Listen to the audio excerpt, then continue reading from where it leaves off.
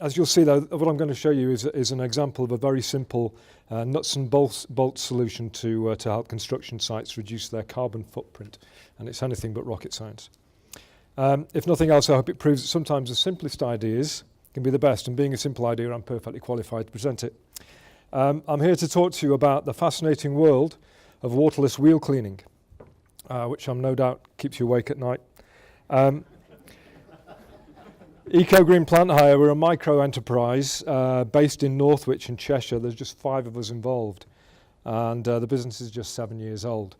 Probably the biggest challenge that we've had has been the conservative nature of the construction industry.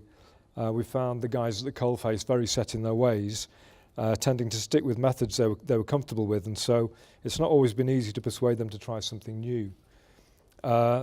Even been up against the literal take on local authorities saying you must have a wheel wash.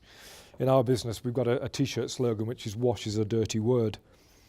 We started with just 5 units, and due to steadily increasing demand in the 7 years, we now have 35 units, so things are going in the right direction. Now here's the issue, as you can see, the exit of a construction site.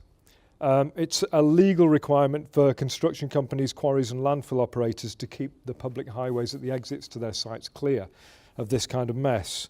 It's not only unpleasant and unsightly, it's very dangerous. There are health and safety aspects to it, and we'd also expect companies to consider the corporate social responsibility that they have to make sure that this kind of thing doesn't happen.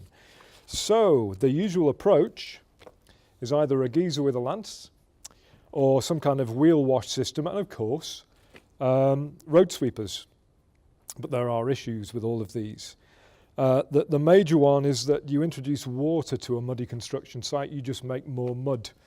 It just means more road sweeper hire. And road sweepers, of course, trundling up and down at 5 miles an hour are a hazard to the traffic and also chuck out a lot of fumes and carbon. There are health and safety issues. There are breakdown issues. There are freezing in winter. The cost of water provision and the cost of water disposal, and of course providing water and disposing of water has a carbon footprint as well. Now, exact data for emissions from road sweepers has been very difficult to get my hands on. I guess if I'd spoken to 1 or 2 of the clever people in this room before I came up here, I might have had a better idea. But what I did come across was a figure of an estimate of around 10 tonnes of carbon per 15,000 kilometres of driving from even the most efficient of diesel-engined road sweepers. And the ancillary equipment needed for wash systems as well, the pumps, the Bowser washers, the generators, they of course all chuck out carbon. In terms of water saving, just to go off on a slight tangent, although the environmental issue is there of course, I can quote directly from one of our customers who have a permanently located unit of ours at a quarry in Scotland. And they tell us that they're now using 22 million litres of water per year less than they were when they had their bath and spray system. 22 million litres, a lot. And that wheel cleaner that they've got up there of ours takes up to 300 8-wheel tippers a day, each weighing 30 to 40 tonnes. Now, we've seen sites come to a standstill when their wheel wash has broken down or frozen up. We've seen queues of wagons trying to get off construction sites, waiting for the guy with the lance. Obviously, their engine's idling and they're chucking out more carbon. So, not a good scenario. So what we offer is this. It's a raised grid system, very, very simple, like I said before, very, very nuts and bolts, although there aren't any nuts and bolts anywhere near it. It's very easy to put together and take apart again. It uses no water, it needs no power, it doesn't need any supervision, it doesn't produce any emissions, it doesn't produce water waste, no breakdowns, no ancillary equipment to hire, etc., etc. All the benefits, all those boxes ticked. The idea of a raised grid isn't new, it's been around for a while.